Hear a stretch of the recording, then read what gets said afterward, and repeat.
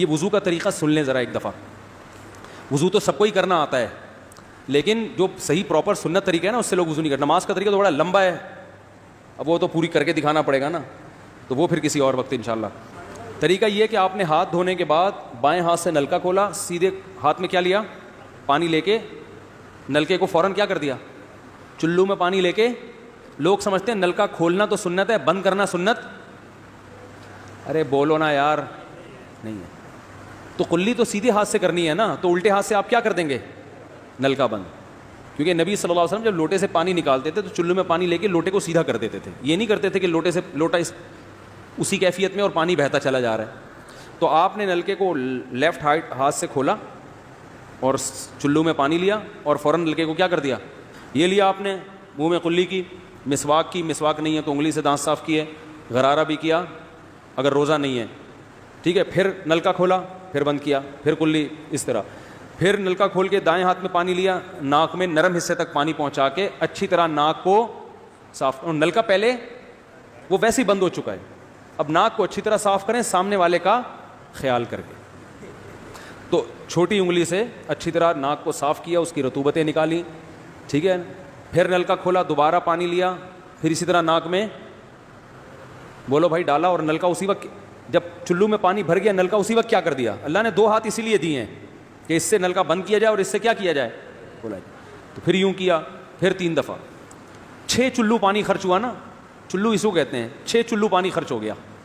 پھر آپ نے کیا کیا, نلکا کھولا لیفٹ ہاتھ سے. جو اصل طریقہ ہے وہ تو یہ ہے, سیدھے ہاتھ میں پانی لے کے نلکا بند کیا اور سیدھے ہاتھ سے پانی پیشانی پہ ڈال کے دونوں ہاتھوں سے پھیلا لیا.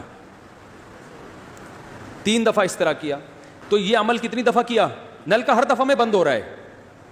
ہمارے یہاں جس ٹائم پہ نلکا کھلتا ہے تو جب تک وضو مکمل نہیں ہو جاتا بند ہونے کا نام نہیں لیتا. 3 دفعہ آپ نے منہ اچھی طرح دھو لیا. داڑھی ہے تو اس میں کیا کر لیا, بڑی داڑھی ہے, میری داڑھی ایسی میں تو چلو سے پوری داڑھی دھو لیتا ہوں, چھوٹی سی داڑھی ہے تو داڑھی میں خلال کر لیا آپ نے. اس کے بعد آپ نے بازو کیسے دھونے ہیں, بازو دھونے کا بھی یہ طریقہ ہے. لیفٹ ہاتھ سے چلو میں پانی لیا, جب سیدھے ہاتھ میں پانی آئے گا تو یوں کیا. قرآن میں کیا ہے, اپنے ہاتھوں کو کوہنیوں تک دھو. بتایا دھونے کا عمل ہاتھ سے شروع ہوگا, ختم کہاں ہوگا, پانی یوں نہیں بہانا, اس طرح بہانا ہے پانی, یہاں سے یوں جائے. اور اس میں فائدہ یہ ہوتا ہے کہ بالوں کا جو رخ ہے نا نیچے کی طرف ہوتا ہے, جب پانی اپوزٹ سائڈ میں جاتا ہے تو اسکن اچھی طرح گیلی ہو جاتی ہے, سمجھ رہے ہو. تو آپ نے یوں لیا اور ہاتھ سے اچھی طرح ملا. اس کو ملنے پہ زیادہ زور لگانا ہے, ہم پانی پہ زیادہ زور لگا رہے ہوتے ہیں. یہ جو ہوتا ہے نا یوں یوں یوں کر کے رگڑے لگا رہے ہیں نلکے کے نیچے ایسے, یہ نہیں ہوتا, یہ سنت طریقہ نہیں ہے. نبی جس برتن سے وضو کرتے تھے تو اس طرح چلو میں پانی لے کے اس طرح وضو کیا کرتے تھے, غسل اسی طرح ہو جاتا تھا. تو اب پھر لیفٹ میں بھی ایسے ہی ہے, لیفٹ میں پانی ڈالا اور سیدھے ہاتھ سے سہارا لے کے کیا کیا, دونوں ہاتھوں کا پانی ادھر آ جائے گا.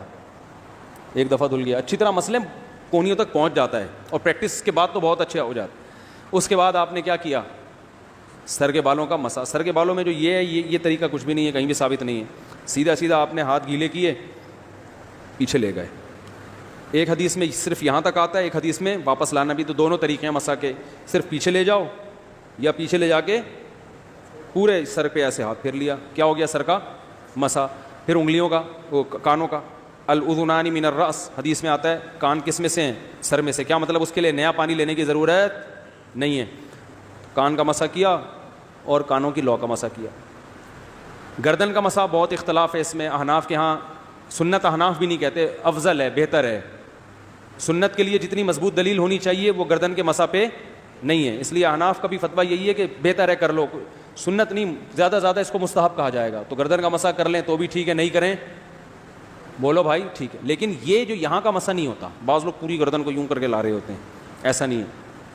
تو گردن کا مسا یہ جو یہاں سے کیا جاتا ہے, یہ پچھلے جانب سے ہمارے حضرت اس کے قائل نہیں تھے. وہ کہتے تھے مسا جہاں بھی شریعت میں ملتا ہے یہاں سے ملتا ہے. تو ان کی رائے یہی تھی کہ اگر گردن کا مسا کرنا ہے تو گدی, گردن نہیں گدی کا مسا وہ یہاں سے کر لے. لیکن یہ کوئی نہ سنت مؤکدہ ہے نہ کوئی زیادہ تاکید ہے اس کی, کوئی کرے ٹھیک ہے, نہیں کرے تو بھی ٹھیک ہے. اس کے بعد آپ نے پاؤں دھونا ہے. تو پاؤں میں بھی یہ کہ قرآن نے کیا کہا کہ الل کعبین, انگلیوں سے شروع ہوگا اور ٹخنوں تک پانی جائے گا, تو انگلیاں رکھیں نلکے کے نیچے اور لیفٹ ہاتھ سے اس کو اچھی طرح کیا کریں, دھوئیں اور انگلیوں کا خلال بھی کریں, تو بہت چند سیکنڈ میں ہو جاتا ہے یہ کام. اور پھر نلکا بند کر دیں, پھر دوسرا پاؤں سیدھے ہاتھ سے نلکا کھولا, سیدھا ہاتھ نلکے پہ رکھیں اور الٹے ہاتھ سے پاؤں دھوتے رہیں, جیسے ہی دھل جائے. تو میرا خیال ہے ایک مگا پانی بمشکل استعمال ہوتا ہے, ایک مگا جو ہوتا ہے نا نہانے والا. لیکن آج اگر جو لوگ وضو کر رہے ہیں نا, ان کا پانی اگر آپ دیکھ لو تو بالٹیوں کی بالٹیاں خرچ کر رہے ہوتے ہیں, اور معذرت کے ساتھ کمبختوں کا وضو پھر بھی نہیں ہوتا, پھر بھی ان کو شک ہوتا ہے کہیں کوئی جگہ خشک نہ رہ گئی ہو.